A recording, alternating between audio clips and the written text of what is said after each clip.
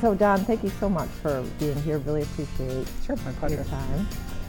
And first, if you could just tell us a little bit about you and your role at Vistaprint.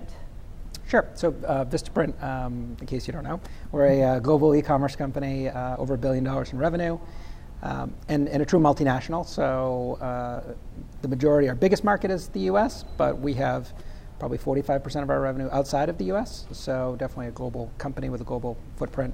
And we're a printing company. We have manufacturing facilities, but we are really at our heart, I think, an e-commerce company. So we have millions, 15 million micro-business customers around the world, and we sell them a lot of business cards, postcards, T-shirts, anything to promote their business, grow their business. My role is Chief Marketing Officer, and the role of marketing is really to drive the business top line, bottom line, as well as build a great brand around the world in the countries we compete in. So how do you define transformational growth? What does that mean to you in your career at Vistaprint? So I think there's different variations on growth. I think on one end might be optimization, which is very tactical, small changes, which collectively might add up to a lot. And then to me, there's more the transformational side of getting into new markets, new product categories, new customer segments. So I would lean more on those as examples of transformational growth. So as I think about Vistaprint and what that's meant is, we were started with one product, which was a business card, which is still our number one seller as a business card.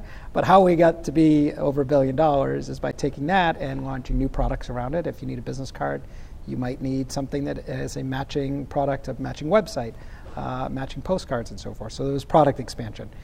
We went from the markets we were in to now over 20 countries.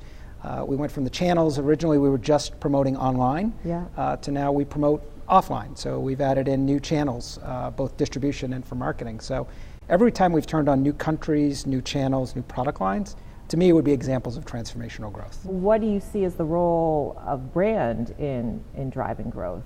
So brand is interesting. So again, as a direct response company, there was kind of an institutional belief that brand didn't matter in a sense. Brand didn't drive revenue, it didn't drive profit.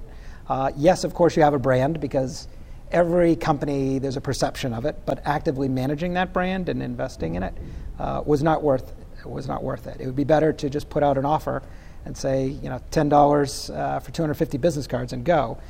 What we're trying to really introduce with the company is there is a big value in brand. So if we can convince people that we are a very reputable provider, as reputable as their local printer, we believe they will give more share of wallet to us. So they already believe we are cheaper. They will save money going with us. What's lacking is the brand.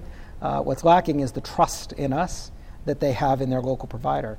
And we can never have the one-to-one relationship as an e-commerce company, so we can't have a person across the table from you.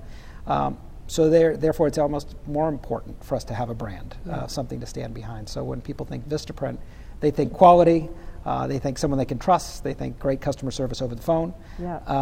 And again, for the long term, we think that's going to be a huge revenue payout.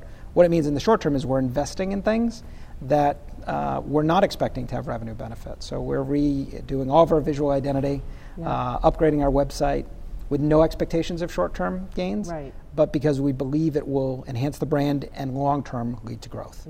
So what is next for Vistaprint? What is the next big thing?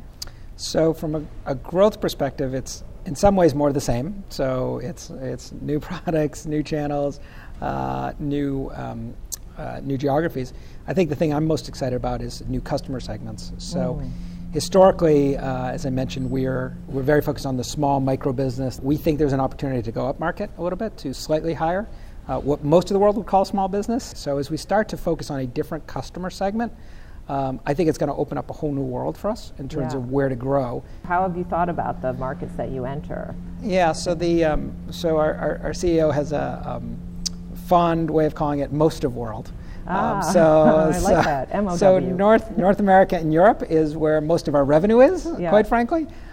India, China, Brazil, Russia is where most of the world lives. And in fact, most of the growth over the next 30 years will come from that. So, when I think long term, I think the next 3 to 5 years. Our CEO thinks 30 years out, so he's our founder and CEO. And I think his point of view would be, you have to be in India.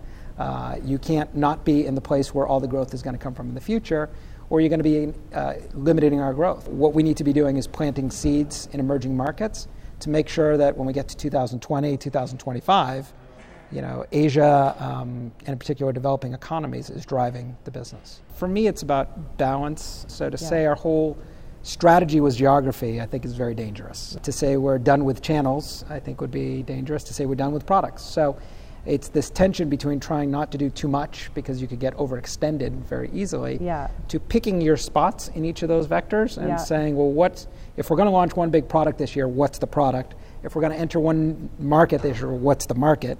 And make sure you get those right, so that you're continuing to grow on each of those different pieces, but not trying to do so much that you end up failing on any of them. Yeah, I think that's a great way to think about it.